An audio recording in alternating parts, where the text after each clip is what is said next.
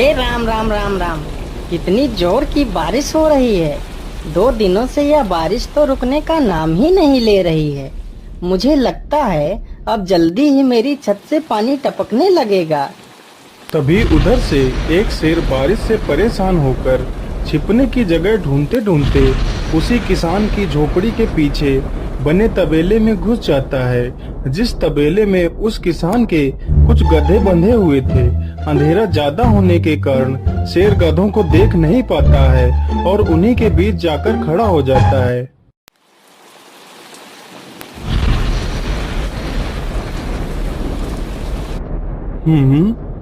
यहाँ से तो किसी मनुष्य की आवाज आ रही है। चलो चुपचाप बैठा रहता हूँ, जैसे ही यह आदमी मेरे करीब आएगा मैं इसे खा लूंगा। हाय हाय हाय, यह बारिश कब रुकेगी? ऊपर से यह टपका भी आ गया। अब मैं क्या करूं? इस टपके से कैसे बचूं? इतना तो डर मुझे शेर और बाघ से भी नहीं लगता है, जितना डर मुझे इस टपके से लगता है। अरे यह टपका कौन है? मुझे लगता है यह टपका तो मुझसे भी ज्यादा खतरनाक है। तभी तो यह आदमी शेर और बाघ से ज्यादा इस टपके से डर रहा है। चलो जल्दी से मैं यहाँ से निकल लेता हूँ, नहीं तो कहीं टपका ने मुझे देख लिया तो मेरी खैर नहीं। ओहो, अब मैं इस टपका से कैसे बचूं? चलो जल्दी से मैं अपनी मौसी के घर चला जाता हूँ।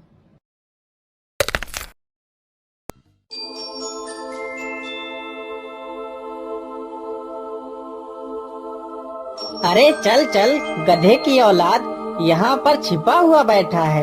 अरे चल जल्दी। अरे ये क्या, जिसका डर था वही हुआ। यह टपका तो मुझ पर हावी हो गया।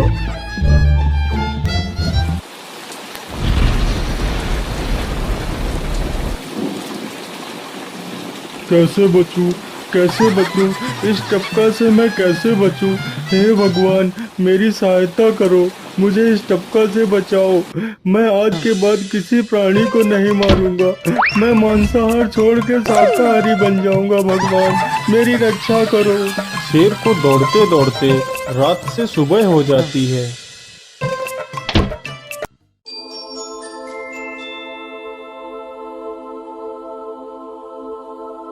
अरे देखो देखो, यह तो शेर की सवारी कर रहा है।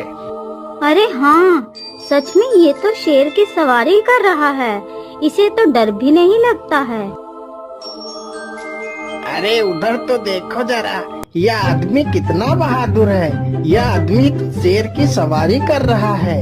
जिस शेर को देखकर हमारी धोती आगे से गीली और पीछे से पीली हो जाती है, यह तो उसकी सवारी कर रहा है। ये गांव के लोग भी ना पागल हो गए हैं, जो इस गधे को शेर। अरे बाप रे, यह तो सच में एक शेर है। हे भगवान मेरी रक्षा करो, शेर तो मुझे खा ही जाएगा। राम राम राम राम राम, अब क्या होगा? इस शेर से कैसे बचूं? अरे यह तो एक बरगद का पेड़ है। यही अच्छा मौका है, जल्दी से इस बरगद की जड़ पकड़कर ऊपर चढ़ जाता हूँ।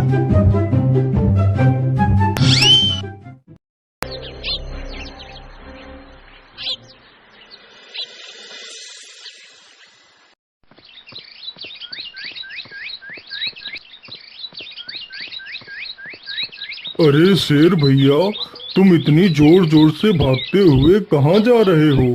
आप तो बहुत डरे हुए लग रहे हो। आप तो जंगल के राजा हो, आपको किसका भय है? टपका, वो टपका मेरी जान के पीछे पड़ा है। अरे शेर भैया, जरा मुझे बताओ वो टपका है कहाँ? अरे भालू भैया, वो टपका मेरी पीठ से उतरकर उस बरगद के पेड़ पर चढ़ गया है। उसने मुझे रात भर खूब दौड़ाया है। वो तो भगवान का शुक्र है कि मैं जिंदा बच गया। चलो शेर भैया, मुझे उस टपके के पास ले चलो, जरा मैं भी तो देखूं आखिर ये टपका है कौन। अरे नहीं भालू भाई, बड़ी मुश्किल से तो मेरी जान बची है। मैं अपनी जान फिर जोखिम में नहीं डालूंगा। तुम्हें जाना है तो जाओ। अच्छा अच्छा, ठीक है शेर भाई, तुम यहीं रुको। मैं अभी बरगद के पेड़ पर देख कर आता हूँ। आखिर ये टपका है कौन? जाओ जाओ बच्चों, जब वो टपका तुम्हारे ऊपर हावी होगा तो पता चलेगा। अरे कहाँ है यह टपका जिसने राजा जी की हवा टाइट कर दी? चलो इस पेड़ पर चढ़कर देखता हूँ। अरे बाप रे बाप, शेर क्या अकेला कम था, जो ये भालू भी आ गया। मुझे लगता है कि आज मेरी मौत निश्चित है। भालू पेड़ पर उल्टा होकर चढ़ने लगता है, तभी किसान और तेज से कांपने लगता है। कांपने की वजह से किसान के हाथ से छड़ी छूट जाती है और उल्टा होकर चढ़ रहे भालू के पिछवाड़े पर जा लगती है। भालू धड़ाम से जमीन पर गिरता है।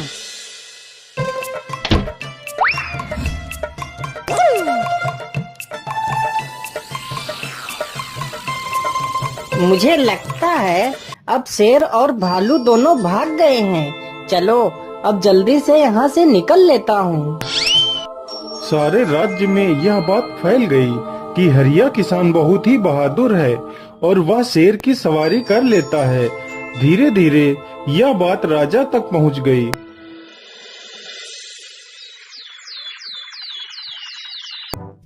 महाराज, क्यों न हम पड़ोस के गांव से हरिया किसान को बुलवा लेते हैं। वह बहुत ही बहादुर है। उसके बहादुरी के चर्चे तो पूरे राज्य में हैं। मुझे पूरा विश्वास है वह इस काम को जरूर कर सकता है। वह इस दुष्ट शेर को जरूर पकड़ लेगा। सैनिकों, हरिया किसान को आदर पूर्वक हमारे दरबार में पेश किया जाए। महाराज, आपने हमें याद किया। बताइए क्या बात है। मालिक, हमसे कोई भूल हो गई क्या मालिक? नहीं नहीं हरिया, तुमसे कोई गलती नहीं हुई है। यह कुछ लोग पड़ोस के गांव से आए हैं। इनका कहना है कि इनके गांव में कोई दुष्ट शेर आ गया है जो इनके पशुओं को उठाकर ले जाता है और उन्हें मारकर खा जाता है। हमने तुम्हारी बहादुरी के बहुत सारे किस्से सुने हैं। तुम बहुत ही बहादुर हो, इसलिए मैं तुम्हें उस शेर को पकड़ने की ये जिम्मेदारी सौंपता हूँ। अरे बाप रे बाप, उस बार तो मैं शेर के हाथों बच गया था, लेकिन इस बार मैं नहीं बचूंगा। अगर मैंने महाराज को सच सच बता दिया तो झूठ बोलने के जुर्म में मुझे फांसी पर ही चढ़ा देंगे। अरे हरिया, तुम मन ही मन क्या बड़बड़ा रहे हो? कुछ नहीं महाराज, कुछ नहीं। मैं सोच रहा था कि मैं शेर को कैसे पकड़ूं। ये लो हरिया, कुछ स्वर्ण मुद्राएं रख लो, ये तुम्हारे काम आएंगी। क्या करूं, कैसे पकड़ूं उस शेर को? ये महाराज ने भी मुझे कैसी दुविधा में डाल दिया है। क्या करूं, क्या करूं? हाँ, मिल गया। फिर हरिया बाजार से एक रस्सी और एक जाल तथा एक बकरी खरीद कर लाता है। चलो जल्दी से, मैं यहाँ पर एक गड्ढा खोद देता हूँ।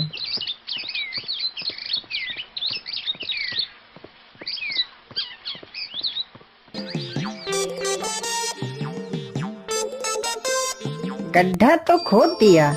चलो अब जल्दी से इस बकरी को रस्सी से बांध देता हूँ। हरिया ने बकरी को रस्सी से बांधकर गड्ढे में खड़ा कर दिया और जाल को लेकर पेड़ की डाल पर बैठ जाता है।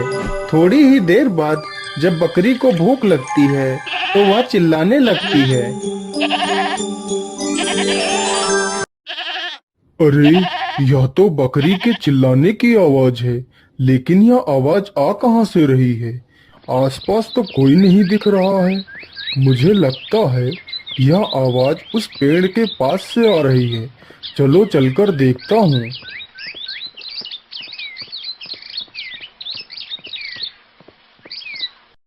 अरे वाह, आज तो शिकार मेरे पास खुद चलकर आ गया।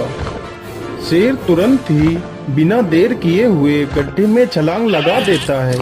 तभी किसान तुरंत ही बकरी को ऊपर खींच लेता है और जाल को गड्ढे के ऊपर गिरा देता है। शेर गड्ढे में ही फंस जाता है। यह देखकर गांव के सभी लोग बहुत ही खुश हो जाते हैं।